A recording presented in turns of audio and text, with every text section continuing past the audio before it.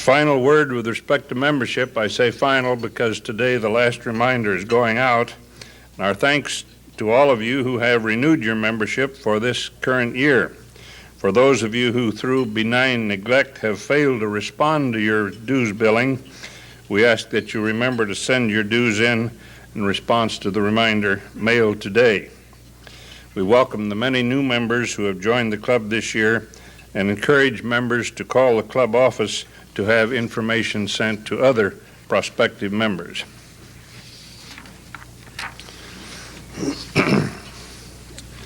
The subject of Oregon's ports has been getting a lot of attention lately. In December 1984, a committee of the City Club published a report on economic growth through cooperation among lower Columbia River ports. This report was adopted by the membership in January 1985, and a City Club task force was appointed to follow up on that report. With the assistance of that task force and the club's Standing Committee on Transportation, a second Wednesday program was held in October 1985 on the subject of a state port authority. From time to time, we ask various of our committees to give us a brief report at our Friday noon meetings on what their various committees are up to these days. And before beginning with our principal speaker today, I would like to have John Rosenthal discuss some of the work that his task force on implementing the City Club's report has been engaged in since the report was approved by the club last year. John Rosenthal, who is manager of the Western Regional Sales for International Paper Realty Corporation, has been chair of that task force since it was formed. Since much of today's program will highlight work being done by his task force, we'd like to have a brief word from you, John, before we start.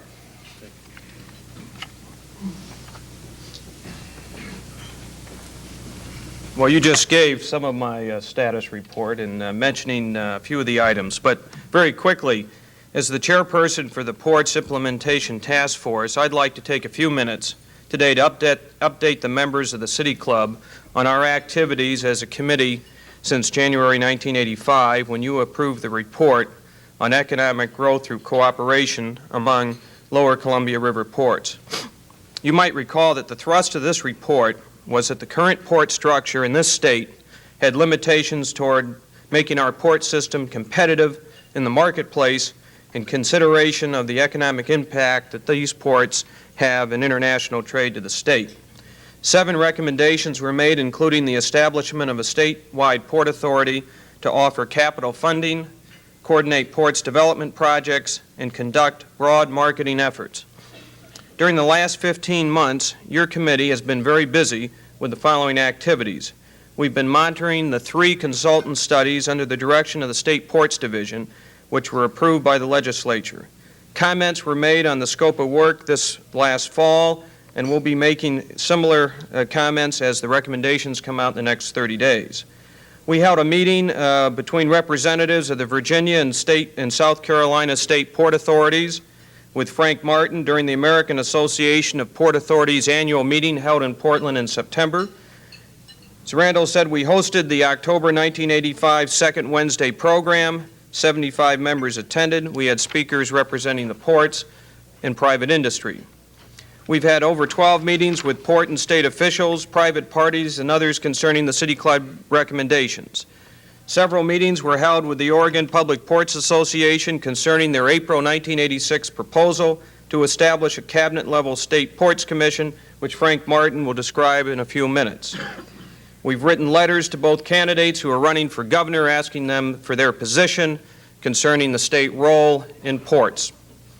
In short, a lot of progress has been made by this committee, but more important than that, we are very excited about the action that is being taken by the Oregon Public Ports Association with their proposal under the direction of Greg Jenks and his board. We'd like to make it very clear that as a committee, we had recommended a state port authority. They're talking about a development commission, and we have no problem with that. They are an appropriate group to make revisions, and if everything in a report were endorsed, it wasn't a very good report, so we're very happy. We also would like to add that their legislative package very closely parallels all the objectives contained in our report, and that members of our committee are available at the request of either the OPPA or the legislature to provide testimony concerning the City Club report and recommendations. Frank, in closing, the bad news is that there is an unwritten rule of the City Club. This is your third City Club function as a participant in less than 1 year. Therefore, you must join the club as a member. We recognize that on Fridays, probably you have more important things to do than to come to Portland for lunch at the Benson, and sometimes we even go to the Marriott. We will be offering you a special membership price, and rumor is that the club soon will even be accepting Visa. Frank, welcome back, and we all look forward to your talk.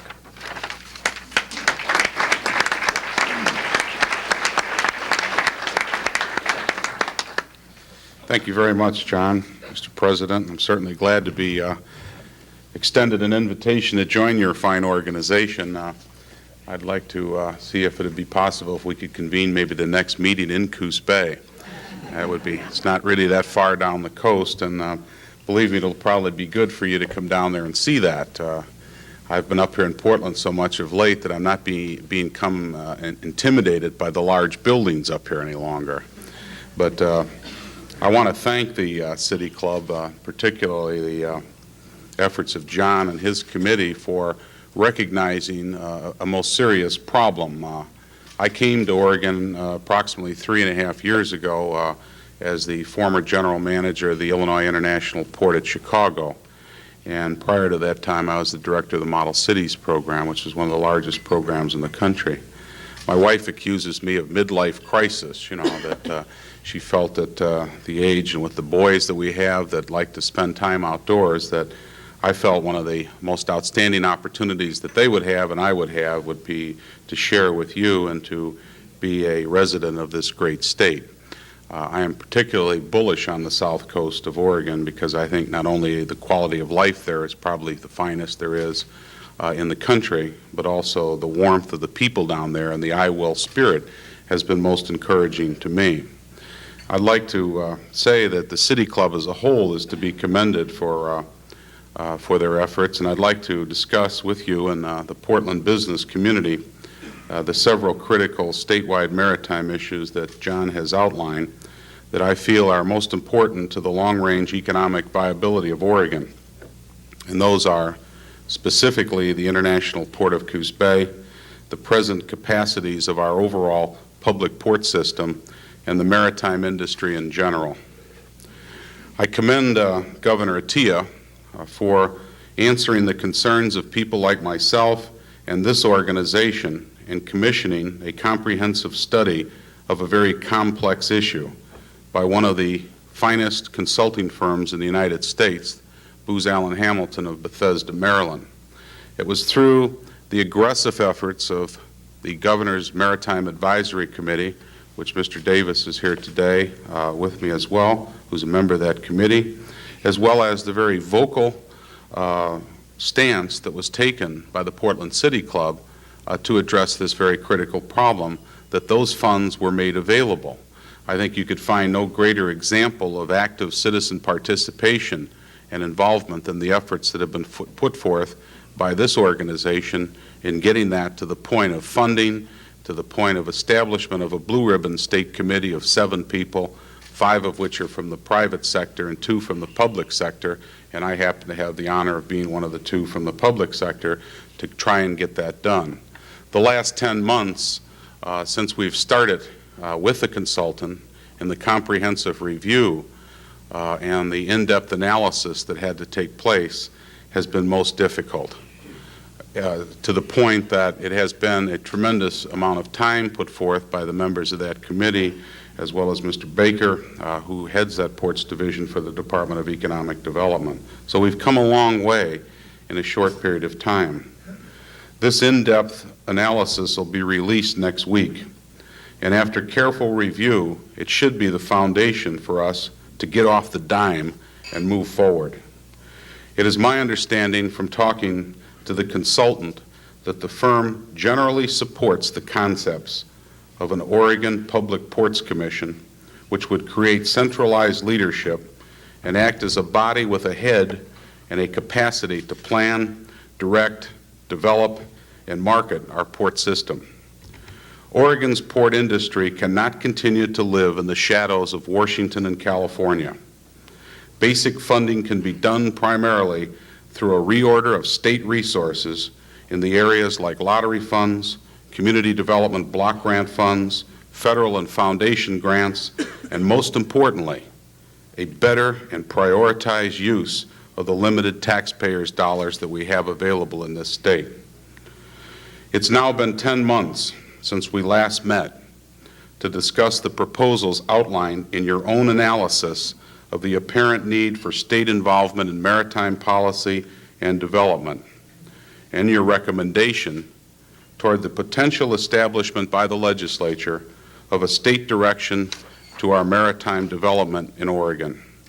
If you recall, my opinions differed sharply from the other three panelists who generally felt that the status quo was acceptable.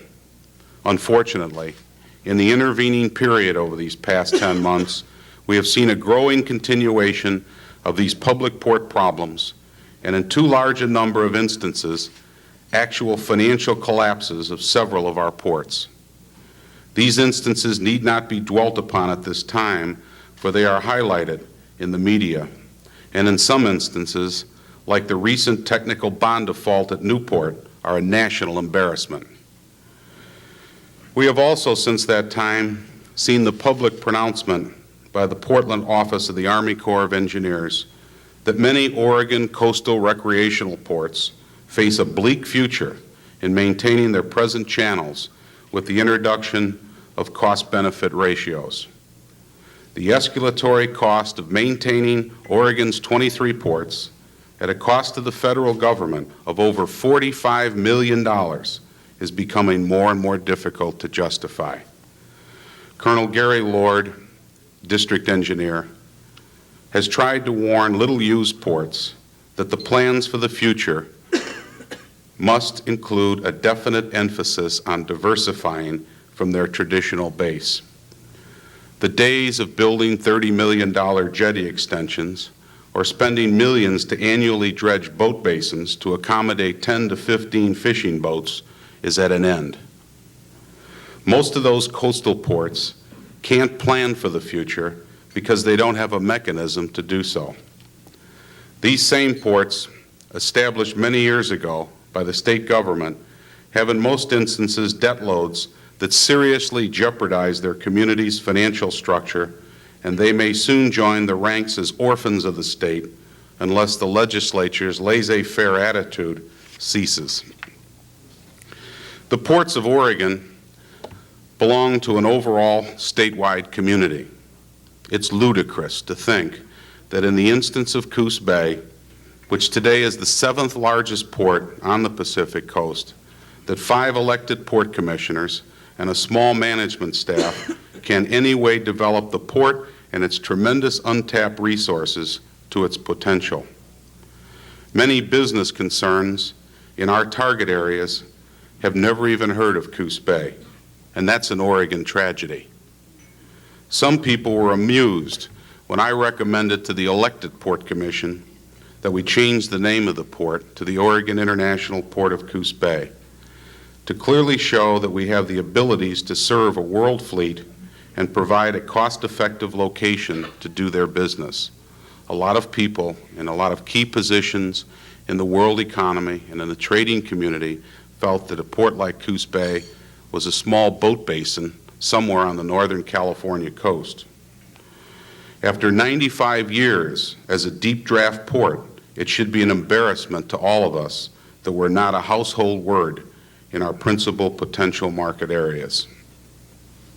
Through localized, aggressive marketing efforts over the past 24 months, we have been able to accomplish a very significant happenings. With a state commitment, our future has much more opportunity. Coos Bay is as much your port as it is the 60,000 Oregonians who just happen to live adjacent to its estuary. Why should they have the sole responsibility for developing, managing, marketing, both domestically and internationally, and providing necessary infrastructure to one of Oregon's best-kept secrets? The same can be said of Newport and Astoria. As Oregon ports go, so does the rest of the state, and don't let anyone else kid you. It is an industry in Oregon much the same as agriculture, forest products, and tourism. I cannot and will not continue to try and develop a sense of potential for the Port of Coos Bay unless we have a planned financial partnership with the Oregon legislature. The primary responsibility for port development, rests with the vehicle that created them. That responsibility is a partnership with the local port commissions, the Oregon business community, and most importantly, the Oregon legislature. Far too many people, many presently unemployed, are counting on this virtually untapped industry to provide their opportunity and the opportunity for the next generation of Oregonians. It's time for some plain talk and a reality check on where we are and where we should be going. The Oregon legislature must recognize the potential these ports represent and put our collective shoulder to the wheel and move to the forefront with these latent opportunities. God knows we have the power, the brain power, to do so. Let's do it before it's too late, because 4 years from now, it will be too late. One only has to look at the just released report of the Bonneville Power Authority that analyzes economic trends to the year 2000. Oregon's basic industry, forestry, will continue to slide and shrink another 30% in job intensity by the turn of the century. That report, which is extremely well done, and if you haven't seen it, I would suggest that you read it, shows that the key direction of this state should be in transportation. Our ports presently own 15,000 acres of valuable land to support this direction. Some, like Coos Bay, Astoria, and St. Helens, have the largest tracts presently undeveloped on the entire coast. At the same time, 53% of the Oregon population reside somewhere in a port district. The legislature cannot continue to be indifferent to state funding of ports. Our recreational ports have many resources to expand into that support tourism. Our 5 commercial ports all have potential to serve industries in this unregulated environment. One only has to look at the fact that with a few dollars of state assistance, we have created a whole new industry in St. Helens, Astoria, Portland, and Coos Bay in module fabrication. An industry unheard of to Oregon 36 months ago, but one that reached a peak employment of over 2,000 employees this past year. These were 2,000 good-paying jobs, not minimum wage. These same commercial ports, supported by the State Economic Development Department's tailored marketing plan, have effectuated a long-term partnership for Oregon with American oil companies. One wonders, if we had a state commitment, what we could do with the development of foreign trade zones, enterprise zones, small business incubators, processing of government cargoes, container facilities, and an expanded commitment by the military, to just mention a few. The Oregon legislature and the new governor must address the immediate problem of rail abandonment. They must address a plan to commercially modernize our highways and to develop potential for toll systems. We need to look to develop and maintain world-class cargo handling facilities in those several ports that it makes good sense to do, and those ports are reflected in the Booz Allen Hamilton analysis. At the same time, we must be about the business of developing a federal agenda which will be directed by our extremely committed congressional delegation, anchored by 2 men I have the highest regard for, Senators Hatfield and Packwood. Our congressional delegation needs one maritime agenda, not 23. I also want to underscore another important element in this puzzle. That is the critical involvement of the leadership of the private sector.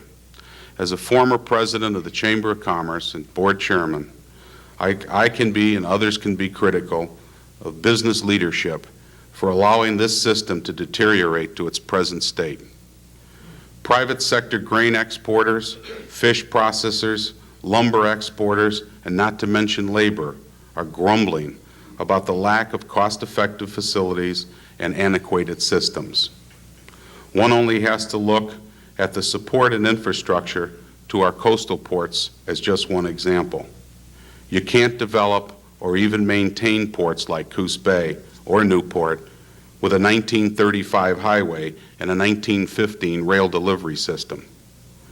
Last Tuesday, at a Port Commission meeting, John Stevens, the relatively new president of Roseburg Forest Products, one of Oregon's largest employers with 4,217 employees, and one of our state's largest exporters, publicly stated his frustration with having to ship his products, mostly high volumes of containers, through the Port of Seattle, when the product is being produced 60 miles from the Port of Coos Bay.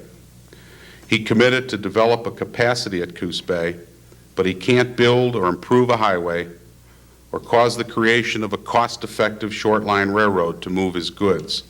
He can't, but the legislature can. I've tried to cover much of what ails the port industry in Oregon by giving you broad generalities, but since time is short, I will identify some significant issues pointedly ports in Oregon face.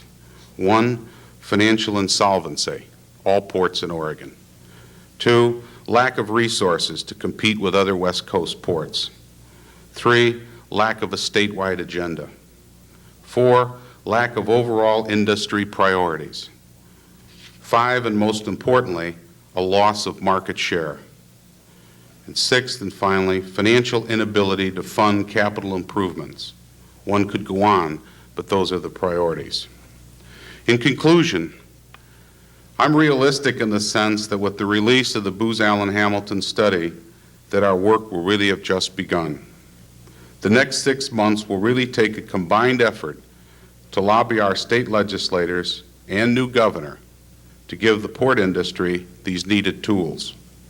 With a clear mandate and the proper tools from the legislature, for the first time in the history of Oregon, will effectuate a mechanism to do the necessary job. In my professional opinion, if we don't, there won't be any more tomorrows. Most of our present maritime industry will join the list of other dying Oregon industries. We must ask ourselves whether we can afford to lose this industry. You, John, I, and the 7-member Governor's Committee, the task force that I served on, will shortly complete our assignment when we submit to the governor that comprehensive analysis. Through the Booz Allen Hamilton study, we will have a quality product to sell to the legislature.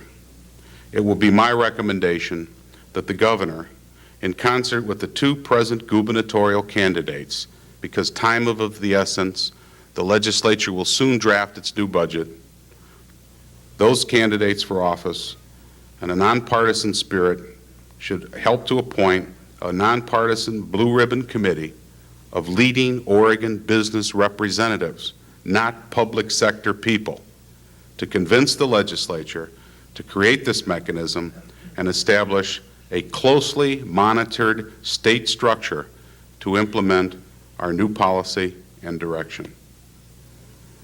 Thank you. In the time ahead, in a few minutes, I'd be happy to answer any questions that anyone has, and of course there are other people here like Mr. Jenks, who's a guest that came today from the Oregon Public Ports Association, and he's a heck of a lot smarter than me, so if I can't answer it, I'm sure he can. If anybody had any questions, I'd be happy to do so.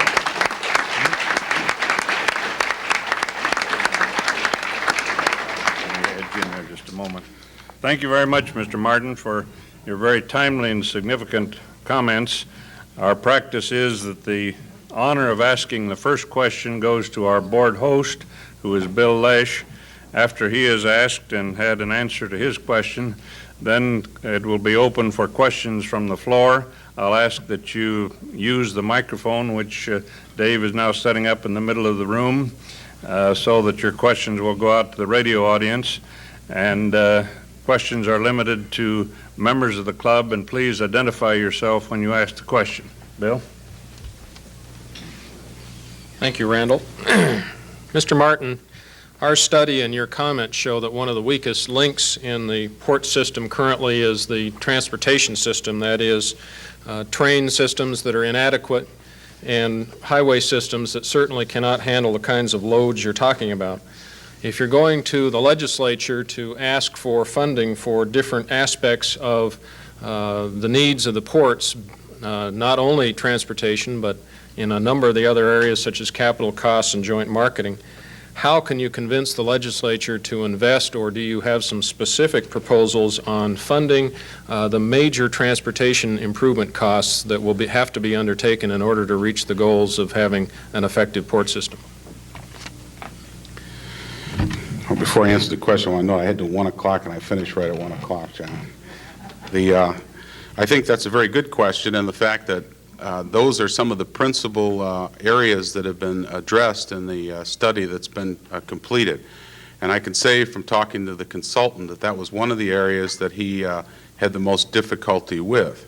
All one has to look at is the impending problems that the Southern Pacific will have in the merger with the Santa Fe, which, as we know, may or may not occur given the actions of the federal government of late relative to that merger. But certainly Oregon has had a difficult problem in developing cost-effective rail rates, particularly in the southern part of the state, due to the fact that we're served primarily by line haul carrying railroads rather than short line railroads.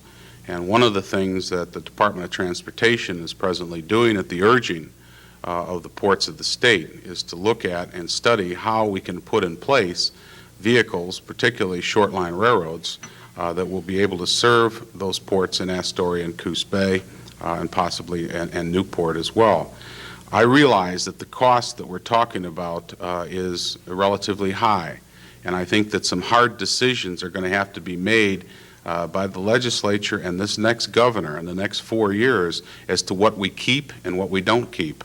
And what we do keep and what we try to develop has got to be done with an idea and a concept that there's going to have to be some capital intensity to support that infrastructure.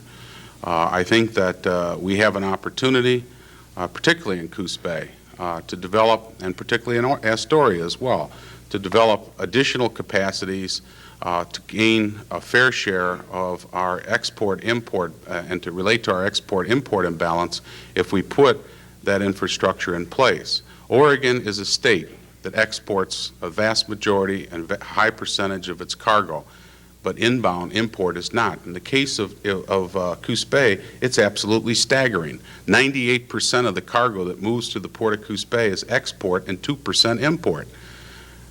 Ports don't survive when they have that ratio, similar to other ports in the state, be it the Port of Portland or the Port of Astoria or the Port of Coos Bay. You cannot have that imbalance. And if you think that you're going to invest in the future by importing and not having export capacity, then you're going to be drained by those load centers that exist on this coastal range in Seattle, Tacoma, Long Beach, and Oakland that have effectuated that marriage between the rails and their ports because they've put in place that needed infrastructure. So I think that there's money available at the state level if we reprioritize and we take a hard look at where we're spending those dollars now, because quite candidly, I don't think we're getting the biggest bang for the buck, particularly in some of the grant monies that the state's receiving from the federal government in implementing the hardware necessary to do that job. Specifically, one only has to take at the use of community development block grant funds that this state receives approximately $28 million per year. None of that is committed to ports.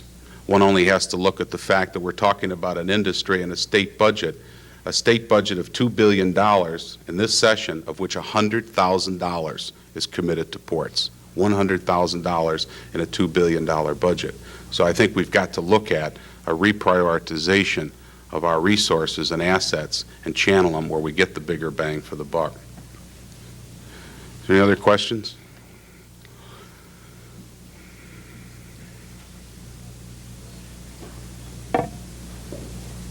Ned Luck, club member. Though I appreciate, I don't think this is on, though I appreciate that it's hard to be more specific on what will be gained by a centralized control, this is a two-pronged question. Could you be more specific in exactly what a centralized statewide commission would be able to do? But even more importantly, the representation on that commission, I assume, would be by assessed value of the ports. And this would have the Port of Portland dominating it.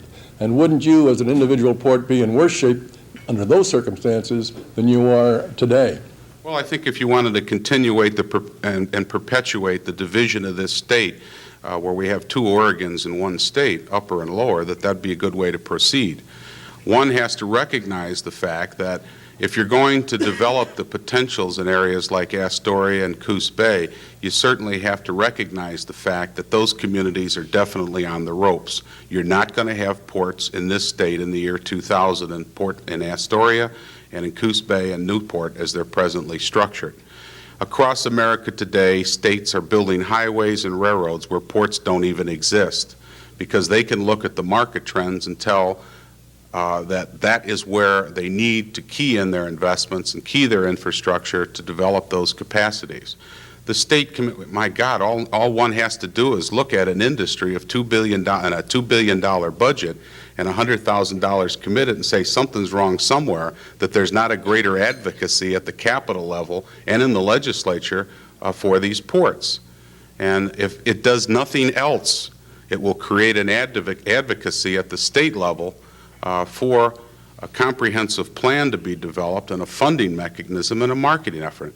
As I said in my speech, I find it absolutely ludicrous. I think it's insane to have me and 4 other people managing the 7th largest port on the Pacific coast to try and develop international marketing, domestic marketing, run a marina complex, develop an industrial park, relate to dredging, relate to mitigation plans, relate to permitting, relate to a federal and a state agenda as it relates to the legislative processes, and with 5 port commissioners. The Port of Coos Bay is an asset of state government, and it must be recognized as such. And for it to succeed, and for it to develop, and for it to truly become a viable entity in this state, the legislature is going to have to step to the line and shoot craps and invest some monies where they think they're going to get the biggest bang for the buck and do something with the 19% unemployment rate we have in that community. And that is a responsibility of state government. The commission can be structured similarly to the Transportation Commission of this state, with 5 or 7 members appointed by geographical boundaries. And I think that if we get a good cross-representation of people from throughout the state, as some of the commissions do, or the authorities do, then we'll have that input.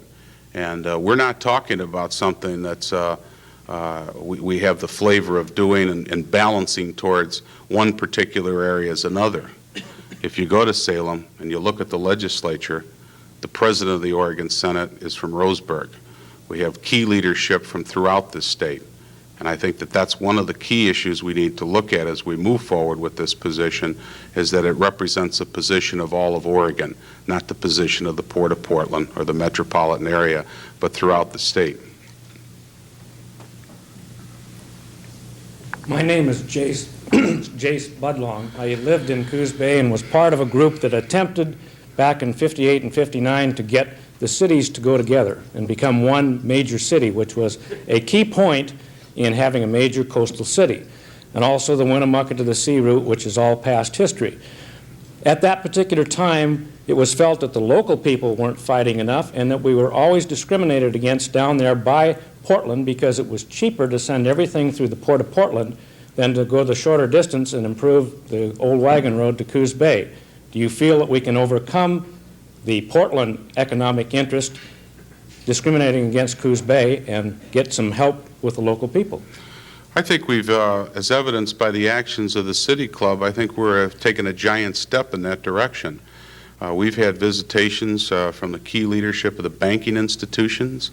We've had pronunciations made by the key political leadership of this state that they recognize that those ports represent a potential for this state.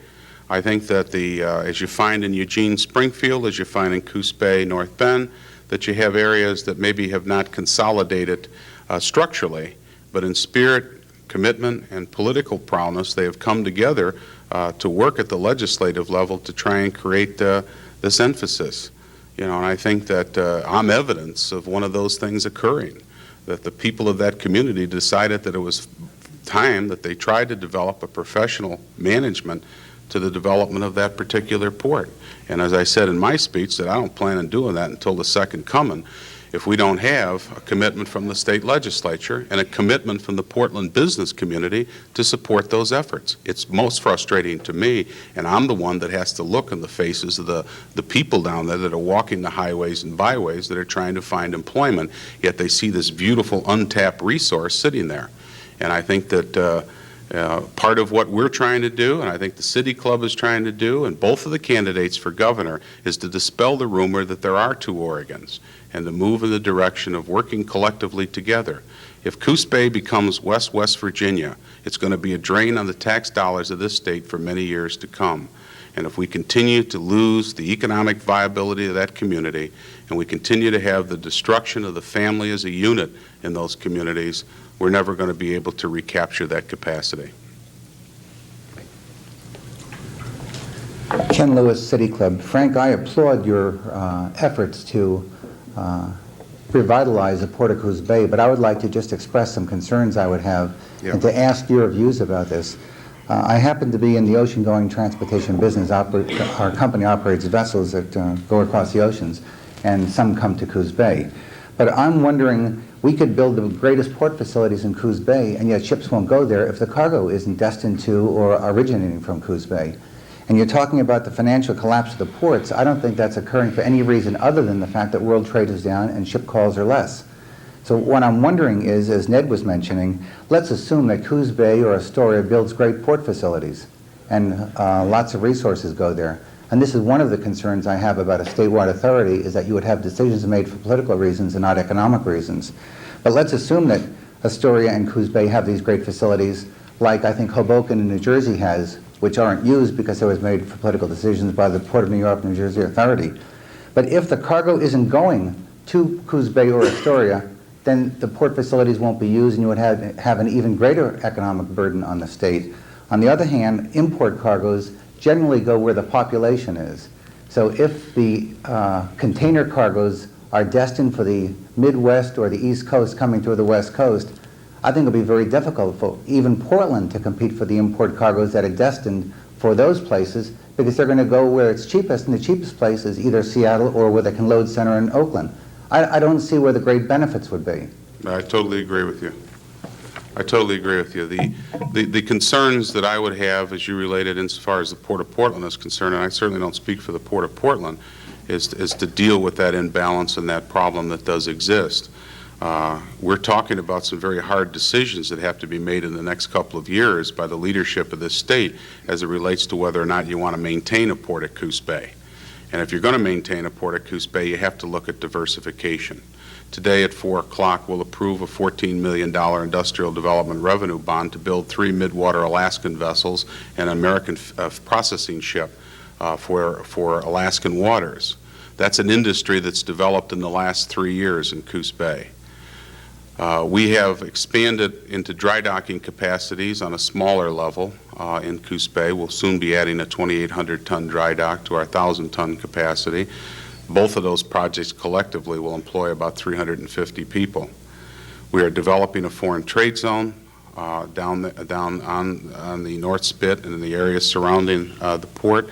There are many areas that the port, utilizing its resources, particularly in the movement by barge, that not necessarily competes with any other port in this particular state, yet provides new avenues for job-intensive activities to begin.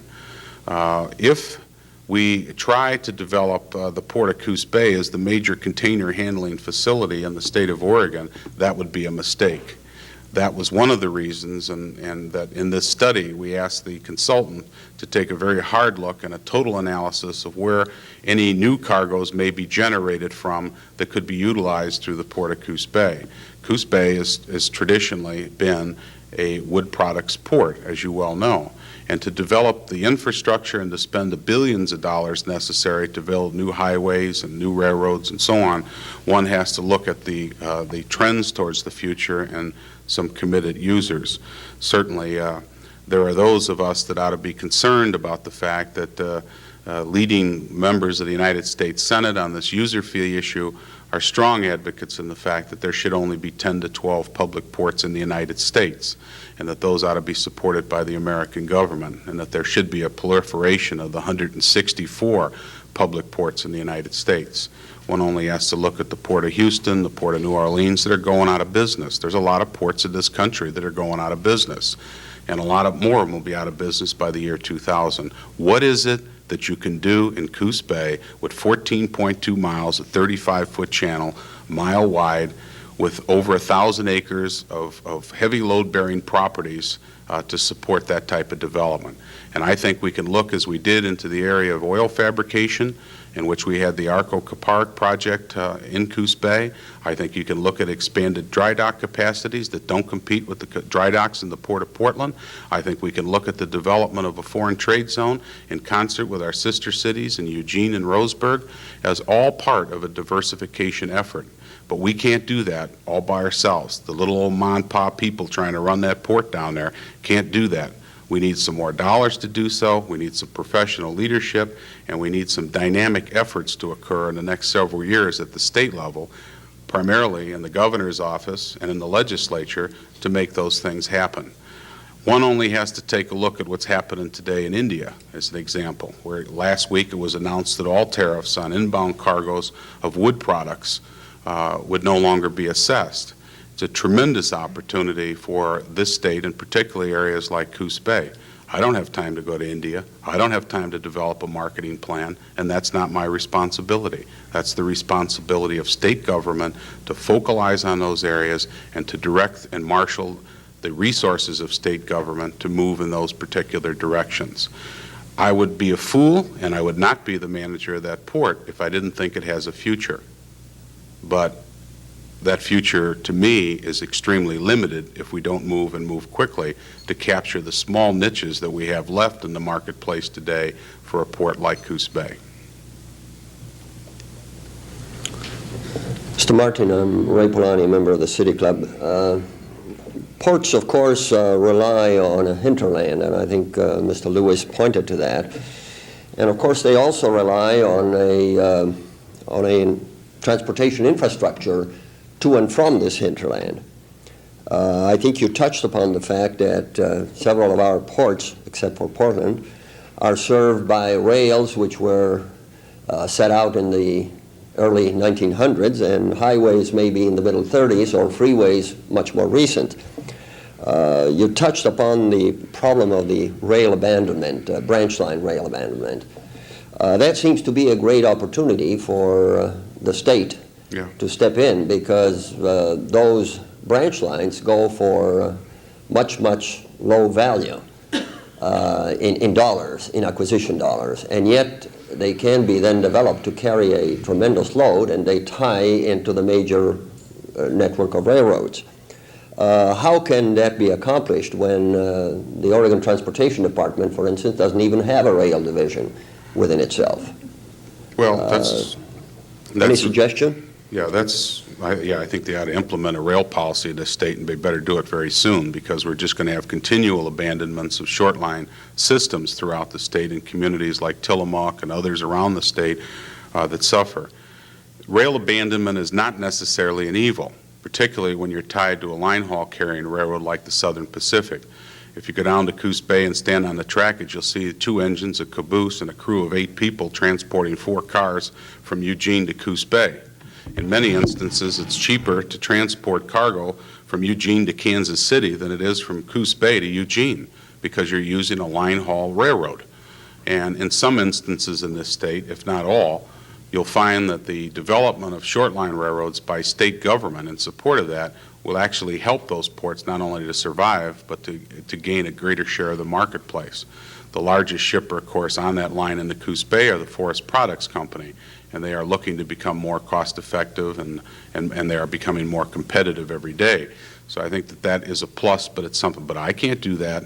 The little old Mon-Pa management and the 5 little port commissioners down there can't develop massive plans to deal with rail abandonment, setting up short-line railroads, buying equipment, and so on. That's a responsibility of state government to do, and they have to take the lead in working with those ports. And rather than waiting for those lines to be abandoned, they ought to be at the forefront of developing those plans at the present time, just like that's going on now in 35 to 37 other states in the Union. Many states are even at the forefront of advocating line haul railroads to pull out of short line situations. And as you know, the line haul railroads are not dumb, and that's why they are abandoning not only here, but throughout the United States. And those communities that survive and don't become retirement communities for senior citizens and welfare families will be those that have a cost-effective rail delivery system to their ports or to their service areas or to their industrial parks. So I think, yes, the Oregon Department of Transportation, as it's presently constituted or constituted under the new administration, we'll have to take a hard look at that, because that's a train presently coming through the station. Frank, what about the current members of the Legislative Assembly, your senators and your state representatives from your area? Are they cooperating? Are they true believers? How's that going? We have elected 3 of the most dynamic people from the history of that area, from southwestern Oregon. Senator John Kitzhaber, who I have the greatest amount of respect for, as you know, is a practicing doctor who's taken time from his profession and his vocation to take up the challenge of trying to restore the economy of this state. Senator Kitzhaber is extremely committed to the development of the port industry, not in Coos Bay, not in Astoria, but in Portland as well. And he is a state senator for the state of Oregon, not for the city of Roseburg. We also have, as you know, a recent candidate for Congress from that area, Senator Bradbury, has distinguished himself in the legislature. Representative Whitty, who is a former president of the Coos Bay Port Commission, is also a very active and involved member of the legislature. We feel that we've elected a dynamic team to represent the south coast of Oregon, and we feel that they are contributing to the overall well-being of this state. And I look forward, I'm sure the Oregon Public Ports Association does, of working with them and other key leadership like Vera Katz from your area to bring about the answers and to deal with some of the hard decisions that have to be made in this session of the legislature as it relates to ports. I'm Don Sterling, a member. Speaking of hard decisions, is there an implication in what you're saying that certain places that call themselves ports are going to have to be written off and told that they don't fit into the state plan?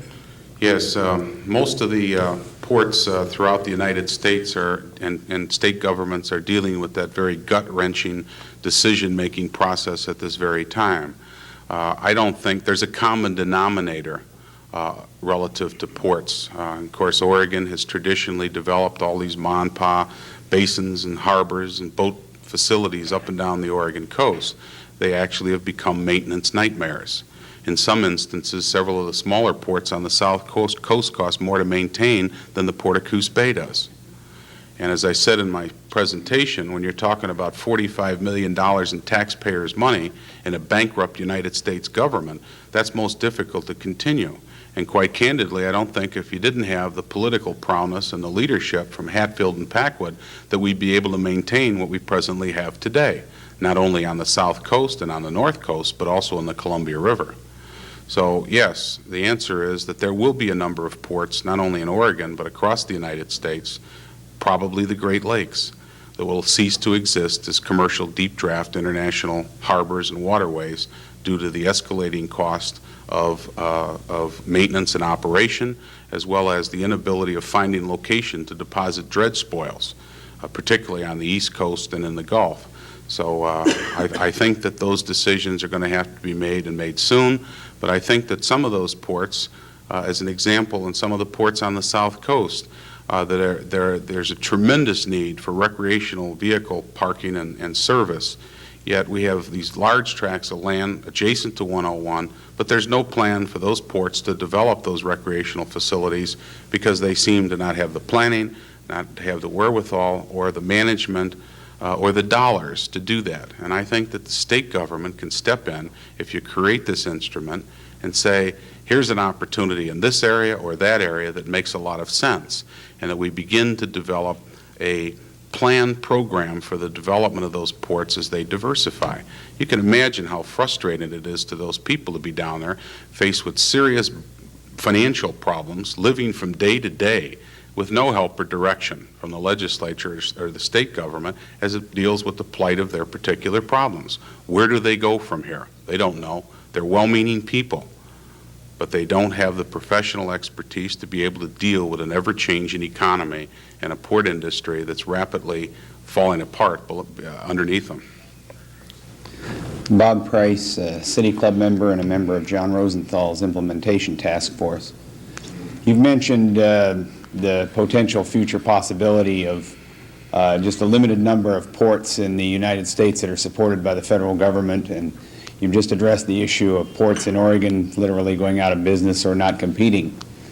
Given that all of our Oregon ports are being outspent in the Puget area 18-1 in public dollars and 12-1 in private dollars, certainly many more times that in the Los Angeles, Long Beach area, the activity in Oakland and San Francisco now wanting to get back into the ballgame as a port.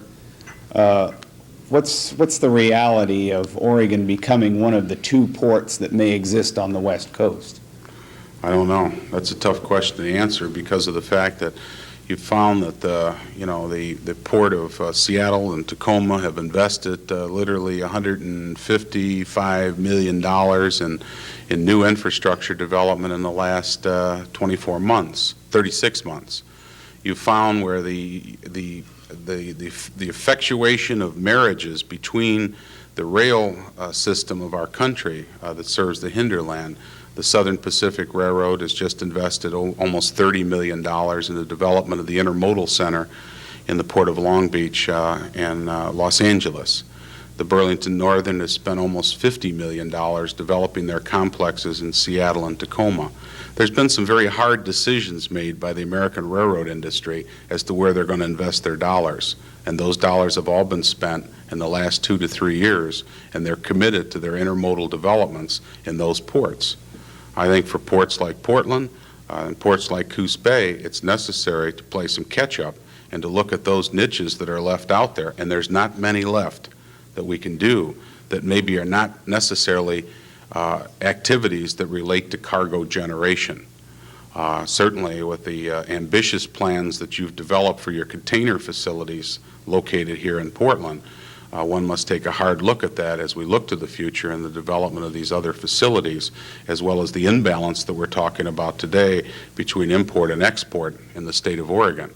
And I think that's most critical, and I think that we should all take a hard look at the direction that we're proceeding with the movement of containers and when we see what's happening in our sister states to the north and to the south. Well, thank you very much. I appreciate the opportunity, and